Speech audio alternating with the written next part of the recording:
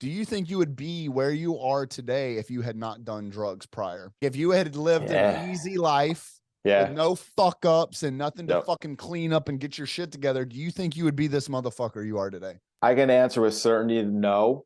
You change anything about your history and you go like that day that I got in trouble with the law. Let's say I didn't get in trouble with the law. Maybe I get in my car instead of getting arrested and I get hit by a truck and I'm dead.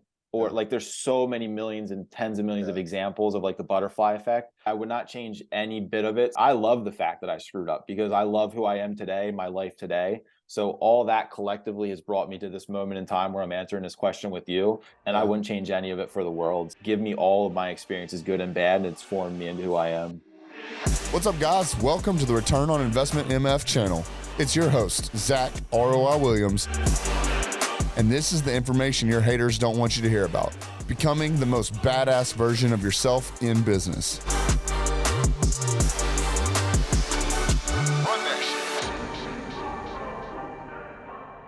What's going on, everybody? It's Zack ROI Williams back with another episode of Return on Investment MF channel. And I always say I'm super excited about this episode, but I genuinely, I really am. Every time I get to speak about a specific topic, I only talk about shit that I'm interested in talking about. And I'm also only talking to homies that like I'm pumped to talk about. So I really am excited to bring y'all this episode, but I got my man, Matt Roda here. I'm really excited to kind of dive into some of this and just kind of bounce off each other.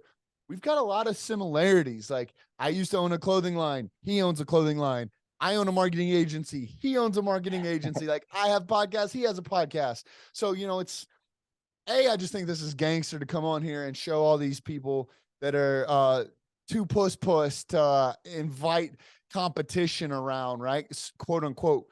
Realize that if we all work together, like there's so much synergy because there's going to be some shit that I genuinely don't want to do that Matt wants to do and vice versa. So the more we can all just educate ourselves on who our peers are, I think the better this world's going to be. But regardless, without further ado, my man, Matt Roda, tell them who you are, what you do, and let's fucking go. Let's do it, brother. Thanks for having me, man. I'm happy and hyped to be here, dude.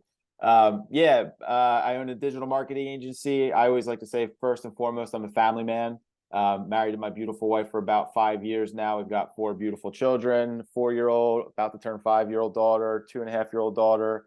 And then we just had twins about 7 months ago. I got a little girl and a little boy. So I got 3 girls, which already gives me gray hairs, man. I'm already stressing out about what that looks like in the future with teenage years because almost 5-year-old is a ball of attitude right now. It's hard to deal with sometimes. So I'm like, this is just going to get worse and worse, man. But yeah, I own a digital marketing agency. Been doing that since 2010 with my brother. He co-owns it with me. Got Battlefield Mastermind, which is a mastermind group I started about 8 months ago. We have about 25 active members in that. We're looking to grow that quite heavily in 2022. Leadership, personal excellence. We cover kind of business and kind of growth, family, all those things. And then co-owner of a brand, Signer 57, which is an apparel line, pro freedom, pro America. But we're taking a little bit of a different approach. We don't want to just be selling t-shirts and hoodies like everybody else does. We want to have a big educational aspect to what we do. So getting in the educational piece of like what America stands for, the founding fathers, all that stuff that the public schools are just either intentionally leaving out at this point or trying to poison people to think America is this demonic country and woe is America. So we're trying to kind of change the narrative on that too. No, I love it. Which it's funny that you say that because now hindsight. So for those of you who don't know and whenever these episodes actually air, but I was actually just on Matt's podcast, but I made a comment about a topic that I was slightly mentioning about potentially being a conspiracy theory or not. He's like, no, bro, bring it on. Yeah, dude. I've been on that train since 2001. Ever since the World Trade Centers went down, like 6 months later, I read a book and I was like, oh, wait a minute. And since then I've gone down that rabbit hole and nothing would shock me that you could possibly say at this point. I believe it. And there's a lot of shit out there that I'm genuinely just too scared to fucking know the truth about. I feel like, yeah, it's scary, man. It is. Yeah, man. Well, dude, so let's dive into kind of like who you are, what you do. Right. And, a big part of this and my channel and my network is getting returns on stuff. It'll be easy to talk about this with you because you own a marketing agency, like, right? Return on investment. Yeah. But for everything else, like, there's a return on everything we do in life. Everything we spend our money on, everything we spend our time on. And, you know, prior to you hopping on here, like, I know that you mentioned you're a big family man. You're fucking crazy for having 3 girls. I only have 1. I cannot imagine. You know, but you, and we're kind of break down each one of these individually, but you're very big on like your fitness. You're very big on like what kind of couple like mindset and discipline together. And then you're very big on your family life. And we'll kind of go in that in order because we'll save the best for last as far as like Beautiful. family goes. But as far as like your fitness, you know, it's really interesting because I just got off a coaching call of my own with my guys. And I made this comment. Now, don't hold me to this numbers because I know this is going to go out on the fucking internet and people like to fact check people. Yeah. Do your own fucking research. But I think this is the numbers. I think this is the numbers, and you might get a kick out of this. So if you can get abs, you can become a millionaire. And here's what I mean by that. In America, supposedly, if I'm remembering this correctly, these numbers correctly, I hear and see and talk a lot of numbers. In America, there are 30,000 Americans with abs. Okay. There's 15 million millionaires. Wow. So what I was explaining to my guys, and I'm pretty sure that's the fucking numbers, but if you need abs, depending on where you're at in life, you can basically turn this into a math problem. Like, all right, let's just make up a number and say that you got to do 100,000 sit-ups. Obviously, we know there's more to fitness than sit-ups, right? But But let's just say you turn it into a mathematical equation. All right, let's say that means you got to go to the gym 10,000 times, whatever. You can reverse engineer it from where you're at to figure out how many times per day or per week or per month you've got to complete this task. Becoming a millionaire is no different. It's a mathematical equation. You know how much money you need to get there. You know how, you know, for us, talk about lifetime value, average cart value, right? Yep. ACV, LTV.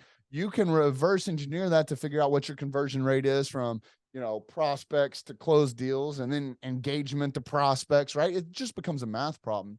Yep.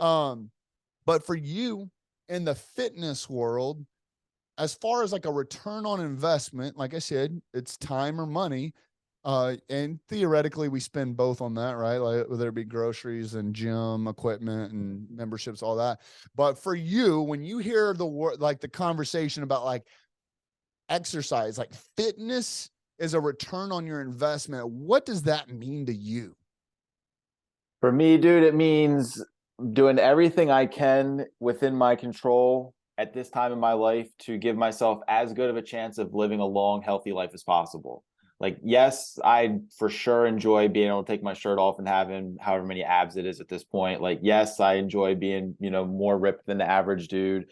But really, at the end of the day, it's twofold. One of them, I'll share the second funnier one later. One is I just want to live a long, happy, healthy life. And I know fitness plays a vital part in that because health dictate, and that's not to say like disease can't hit me even if I'm a shredded dude. I understand that's a possibility, but I'm controlling what I can control. And the second part of that is kind of, it alludes to what we talked about earlier with the 3 daughters. I'm 40 and we just had our last set of kids. Like, I'm done now. That's official. I'm done. But I'm like, I'm going to be like a 55, 60-year-old dude by the time my girls are like 15 to 20 in the dating scene. I'm like, I want those boys to like walk up to the front door to like shake my hand for the first time and to look at me and be like, oh shit, like Mr. Roda's pretty big, and be like, yeah, I am, dude. Like, I might be older than you, but like, I'll put your ass on the floor quick if you ever do anything to disrespect my daughters. And I always like joke to my wife, I'm like, I want to be like the dad who walks into the meet, like the parent teacher meetings conference. yeah, dude, and like all the other dads are like, who's that dude? Is that a dad? Or like, who's that? I'm like, I just, whatever, like ego or whatever that is, like I just want to be that dude. So I want to live happy, healthy life, and I also want to strike the fear of God into any boys that ever want to do anything with my daughters. Dude, I love it, man. I joke with my wife all the time that like the happiest day I'll ever be in my entire life. Sorry, it's not the day that we got married, but it's when for the first time I hear out of my daughter's mouth, like on the playground, like talking shit to someone's like, my dad could beat your dad's ass. Like, yep. I'm like, I fucking made it. I win. Exactly, dude. Yep. Right? That's it. Oh man, I love it. And I definitely, so like, you know, in the world where we're in, you know, high achievers, high performers, like we're constantly surrounded by go, and, you know, other entrepreneurs and stuff that quite frankly sacrifice their health for, you know, their finances or anything else. Now, I'm not saying that's all the demographic, but it's clearly out there. Yeah. And that's one thing that I've started taking very, very, very serious. So much so that, like, with my men's group, we've been focusing on health the last month. And so some of the experts that I came in, it's more than just like, oh, here's a workout regimen and go do it. Here's a Yep. nutrition plan, go do it. Man, we had people coming in, experts in the area of your Yep. hormones. Sorry, hormones. Yep. Slipped my mind. So, like, getting all the way down to your hormones and how your hormones can control, like, if your hormones are off, what you are doing in the gym or the kitchen, you might only be getting 60, 70, 80% of that because your hormones are off. Yep. Then we took it even further and got into cellular health and neurological health, right? And how, like, your gut, like your second brain, can control everything, and your immune system. So it's been insane to me to learn that, like, there really is, like, when we talk about, I know we use the word fitness, but let's kind of reword that to health. When you start focusing on health, a lot of people, it's not just like some jack dude that's like, super vascular, super lean, looks good, looks like he could flip a car. It's for some of us, it's that is the secondary benefit. The benefit is when we are 60 years old, 65 years old, we can get on our knees and, roll around with our grandkids or what have Yep. you, or, whatever that case is. It's for us, it's that longevity. Unfortunately, I see it way too much of people. I just call them rich, right? Like, these are wealthy people that all they have is their wealth, right? Yep. So have they been successful? Theoretically, in business, yes, but have they been successful in life? No. Yep. So I think that's huge. Yeah, I say I've talked to my friends about that quite a bit recently. Like, I certainly do not make the most money or even close to it, like, in our network. I'm not the fittest dude out there. Like, I think I'm probably like towards the top ish, but for me, it's a harmony of like all those things. Like, I want to be super healthy. I want to look good in terms of fitness. I want to be like the perfect husband and father for whatever that means. I want to have a successful business that allows me to have freedom in my life so I can be a successful husband and father. I want all those things. Like, I always say, like, I'm trying to optimize my life. I'm not trying to optimize just business, just fitness, just relationships. I'm trying to optimize each and every one of those elements of my life, that they all work coherently and like in synchronicity with each other. So I'm not that, like you said, you know, it's like, would I rather be a 100 millionaire right now, or make what I make, which is nowhere near that, but be really good with my wife and kids, healthy? I would choose this 900 times out of 900. Like, you could never dangle a dollar amount in front of me and say, but you have to sacrifice your relationships, you have to sacrifice your health, you have to sacrifice all these other things. To me, I'm like, fuck that. Like, I'd rather make less and make good money, but make less and have all these other pieces work together for a happy life. I'm striving for a happy life. 100%, bro. And I can't remember, it was your podcast. I've been on so many podcasts here recently, and then like my own coaching group. But you know, Jaybird, back in when Jaybird, right before Jaybird started with us, who, for those of you who don't know, he's my head of sales, is we were at On Top of the World in Vegas, which is my favorite restaurant to eat at in Vegas, just because the vibe and the view. I mean, you're 300 feet above the Las Vegas Yeah. Strip. It's beautiful. We had actually gotten done eating dinner, and we were actually on the floor above it, which overlooks all of it, which is the bar, and having a couple drinks, hanging out with some prospects and stuff. And this dude is a connector, bro. I've never seen someone so gifted in being able to put two people in a room and say, you and you need to talk. And he can walk out the room, and by the time those two dudes leave, they got a business together or something. Like, they're just like, all Yeah. right, look, there's obviously some synergy. He knows it. Let's figure this out. And then boom. And they just, know that if he's going to put you with them, then he's solid. So he's got homies that are multi millionaires. I mean, we're talking some of the top, cannabis grows in the state of Nevada are like his homies. Yeah. And so he's constantly surrounded by, quote unquote, wealth, success, richness, whatever you want to call it. And at the time before he started working with us, he was making like $17 an hour. And obviously, there's somebody shitting on him. This is public information now because we talk about it pretty regularly.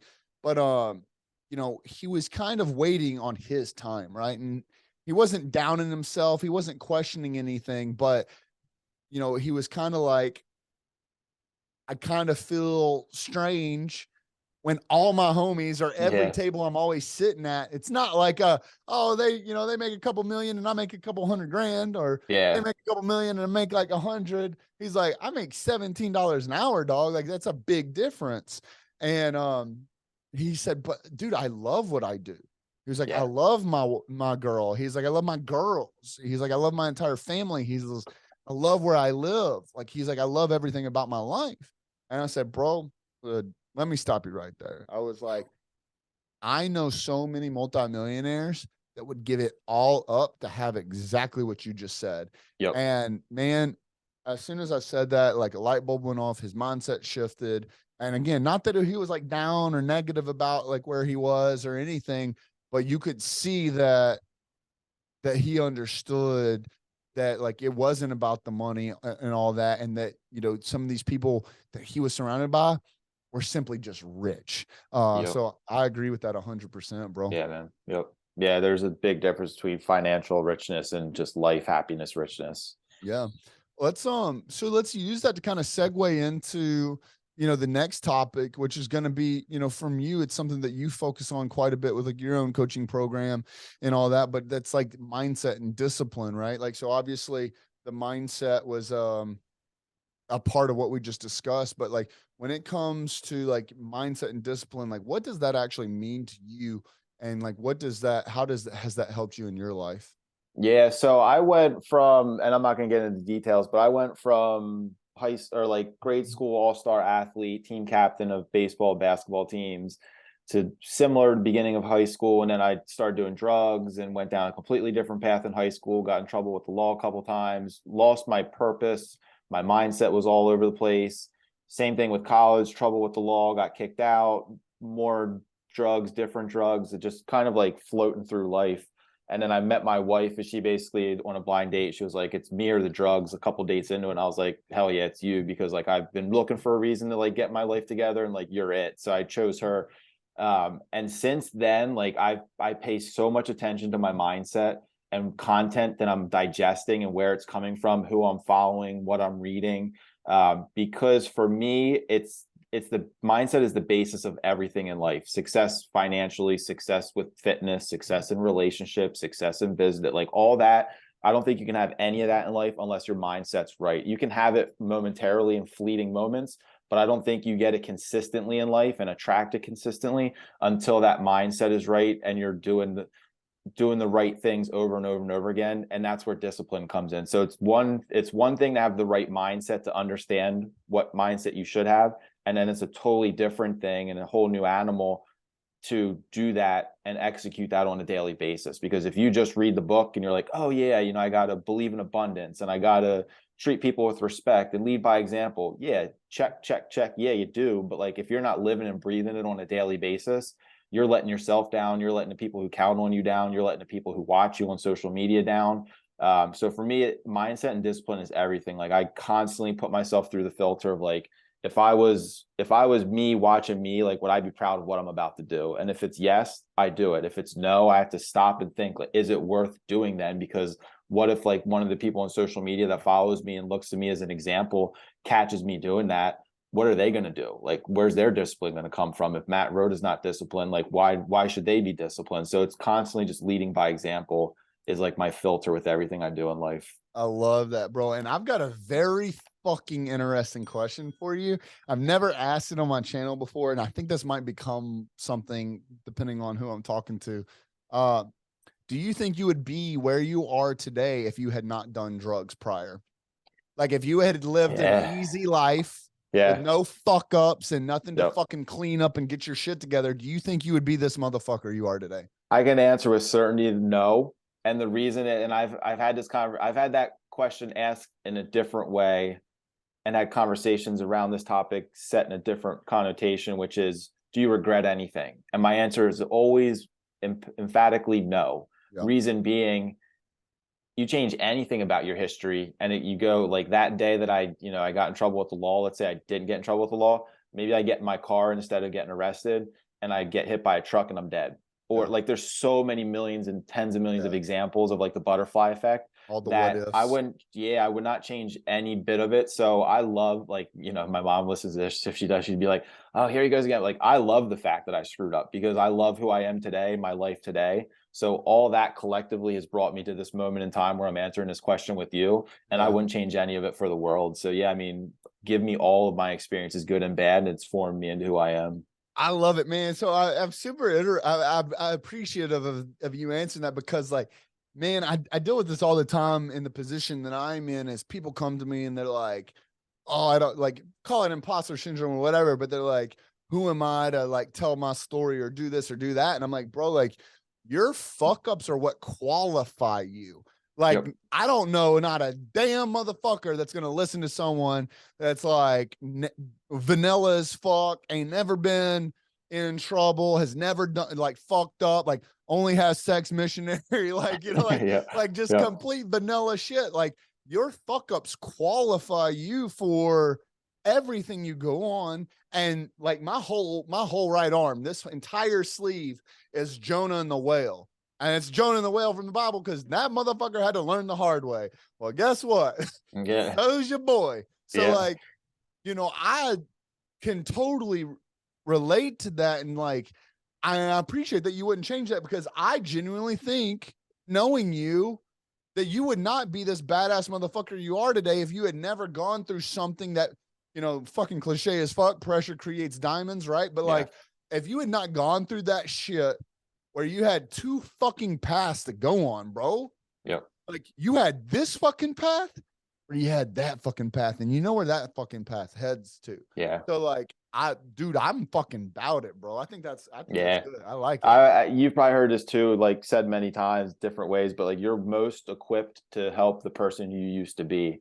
And to me, that's like ding, ding, ding. Like, that's what I want to do in life, is to help the person who doesn't have it all, because none of us have it all figured out, but knows that they don't have it all figured out, knows that they've made some mistakes, but knows that they want to be and do better. Like, hey, been there, done that. And I'm still, it's not to say like I'm at the pinnacle and I'm like, hey, I'm turning around helping everybody. Like, I'm still looking at people ahead of me, like that I'm still struggling with certain stuff. So I think that's a beautiful place to be in life, is to know what you went through, who it made you, and how you can help other people get to the same point. Bro, I agree. And like, there's not a single level of people that I look up to that don't have mentors themselves, right? Like, we're all like, if you're gonna be that motherfucker, bro, you've got to have someone above you. I mean, I literally know billionaires who have mentors, right? Like, you've got to have someone that is, I mean, I look at look at the Jeff Bezos, look at the fucking Elon Musk. Those dudes ain't done yet. There's always somewhere else to go. And for me, if I'm not fucking Jeff Bezos or fucking Elon Musk or the fucking Rothschilds or whatever, I won't get into that with you on the but like, there's always somewhere else to go and to strive for. And for me, instead of me trying to figure it out myself, I would rather just fucking ask you, like, hey, should I do drugs? No, bro, it's probably not a good idea. Cool. Like, save that time. And or if you do, like, brace yourself. Like, there could be some consequences. You're gonna have to fight your way through it. It might take a couple weeks, months. It could hit you for years. Like, you never know what's gonna happen if you put yourself in that position. It's your choice, but like, choose wisely. No doubt, dude. Complete side note, and just for pure entertainment and humor for the channel, but I never did drugs. I've never even actually smoked weed, believe it or not. But I did do a lot of studying here recently. I've been on that chase of like the limitless pill, right? Like, we all, as high performers, like, I knew that if you were to extract my DNA and see like what kind of work ethics in there, like, there's no more room for improvement. Like, I'm in this shit. So for me, I was like, how do I make it at least more efficient? Right. And so my focus, I'm suffer from ADHD, just like fucking pretty much every other motherfucker in this world. But like, for me, I'm constantly finding ways to improve it. Right. Like, I'm sitting here looking at 2 bookshelves full of books that I've read that if you had asked me 2 years ago if I'd ever read a book, I would have told you no. Like, but so I'm constantly doing some studying, mindset tricks, neurological cycles, stuff like that. And so I stumbled across microdosing and I did a lot of research on it. And your boy, about 2.5 weeks in, I guess, had too much, and fucking whoop. Let's just say I'm not doing that shit ever again. What was it? Was it like THC microdosing or the It mushroom, was whatever mushrooms, like the the mushrooms? Yeah. psilocybin. Yeah. Yep. And Okay. I don't know what happened. The people that were kind of helping me through the process, I guess it all caught up, and I ate my meal too late, and it was just a revolving, entrepreneurial diet. Like I don't know the whole fucking science behind that shit, but Yeah. it was an interesting ride, and I kind of shelved that. But man, I'm excited to kind of talk to you. We mentioned it briefly, and both, for anyone that's listening to my channel, unless this just happens to be the first fucking episode you clicked on, like I'm all about my family, my girls, right? I got a wife and a daughter, and all about them, and constantly trying to be better because. Am I great? No, but am I good? Yes. Like I'm constantly trying to get better at like how I spend my time with them and how effective that time is. And sometimes it's easy, especially in our line of work, right? In the marketing world, you're always got a course that's launching. You always got a client that's rolling out a new offer. Like there's always Yep. something that's about to launch. And it's always like, speed to implementation, speed to implementation. So sometimes it's easy to get caught behind the 8 ball on like deadlines. And especially for someone like me, I hate it, but I love it all at the same time. I don't know why God blessed and cursed me with this, but like I get my best work done like when my back's against the wall. Like when I'm Yeah. coming down to a deadline, your boy puts out some of the best fucking work he's ever put in and some of the best time. So I don't know why I hate it, but for you, what does that balance kind of look like? And first and foremost, fuck any Karen that gets on here. It's like, oh, it's not work-life balance. It should be life-work balance. Like, fuck you. You know what we're talking about. Like, you got a work Yeah. life and you got a life. Like, we got to figure Exactly. out how to Yeah. work, make them Yep. work. But what's that look like for you? And like, obviously you've made that realization of like, that is your life, right? The Yeah. business and finances and everything you're doing outside of that revolves around that. But what'd that transition look like? Was it all the way back then when she told you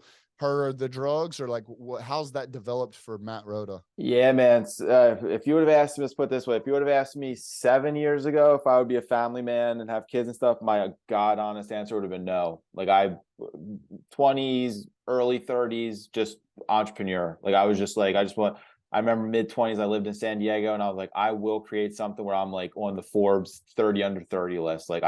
That was it. Like that was my dream, was like the big, next Facebook and all those dreams and all that stuff. And then I just like decided I wanted to date again, kind of like get back into the scene.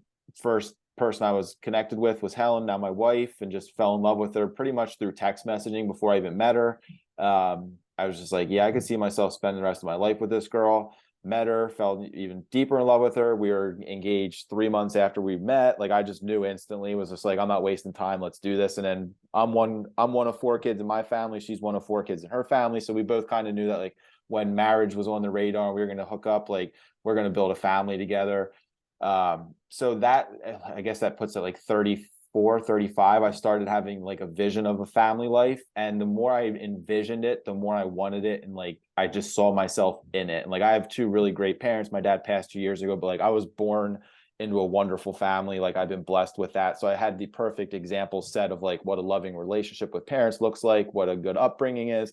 And I just wanted to experience that from the top level down instead of being the kid. I wanted to be the parent giving that to the kids. So pretty much, man, once we started having kids, like the whole go and like build, it didn't take a back seat, but it became less of a priority and importance to me. And what took over that top position in my life is family. Like I'd give everything up if I had to keep my family healthy and safe and happy. Like it's as simple as that. If you told me I had to go take a corporate job, and I would hate it because I'd be away from my family on a daily basis for those 8-10 hours. But if it meant like I had to for my family, I would do it. And that's pedestal 1. Everything else falls down and supports pedestal 1 in my life. So yeah, I have, business that I'm building and it's going to grow and it requires time. And I've got another, like this apparel thing that I want to grow. And I got my mastermind, which I want to grow. So I'm putting this passive income with real estate that I want to start getting into with one of these Apex guys that's coaching me. Like, I have a lot of ambition to build a lot of financial wealth for our family, but it's such a secondary priority for me. First and foremost, like I always say, I want my wife to know she's loved and like supported, and I want my kids to know that their dad will be there, like drop of a dime for anything in life and all the things that they need me for. Like that's the most important thing to me. Like, dad would never put work over me. Like, I want my kids to grow up and be like, yeah, my dad was there for me constantly, because that's how my dad was for us. So it's just it's an ever evolving thing. I've been blessed enough to be able to work from home for the last whatever 5-6 years. So like even now, like I can hear them running upstairs, like the little footsteps pattering, or they should be getting ready for a nap. So that should just quiet down sooner than later. But like, to me, that's it, man. Like, I've hit gold. Like, I've struck gold. I'm living my dream because I get to spend every single day of my life with my family. And to me, like, what else could I ask for? Like, it's what I dreamed of 6 years ago, and God has given me in spades everything I've ever wanted and more. So I'm like, do I want to make more money? Yep. But like, do I have everything I need in this life right now? Absolutely. Man, I love it. And I feel very much the same way. And, working from home, that was the whole, the light switch that clicked when I exited corporate America pretty aggressively and jumped into the entrepreneurial world. I was like sick. I was like, dude, I'm not going to watch my, at the time she was 6 weeks old. I was like, I'm not going to watch her grow up through a cell phone. Like, Yeah. and now at being the boss, like, can't not a motherfucker tell me that I can't go sit in the fucking floor with my 3.5-year-old daughter now at the time and play fucking, teacups, right? Like, it's just, and there's no amount of money that can equate to that. Dude, I agree with that 100%. I definitely think that, there is a moment in most entrepreneurs' life, and even if you're in, corporate America in the rat race, there's a moment where you start to realize that there's greater things to this life than just working for the man or working for your clients or working. Like, there's a legacy that you got to build, and there's goals and dreams that you need to create as like your actual livable life. So for me and Heather, one thing that we've done pretty often, and definitely more often as of lately than ever before in our lives, is openly talking about our goals and our dreams and what that dream life looks like. And then just kind of having conversations on what the work is going to look like to get there, so whether we're weighing these like sins or forgiveness, if you will, on, speed to execution. It's like, all right, cool. Like, we want to live on the beach.